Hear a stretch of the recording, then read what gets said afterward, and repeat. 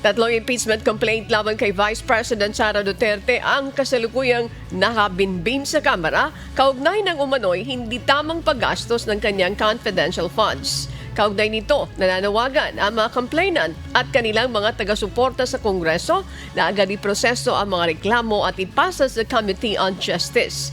Sa kabila ng papalapit na halalan, patuloy ang kanilang hakbang na magtipon ng mga pirma at magsagawa ng kilos protesta upang mapabilis ang impeachment process.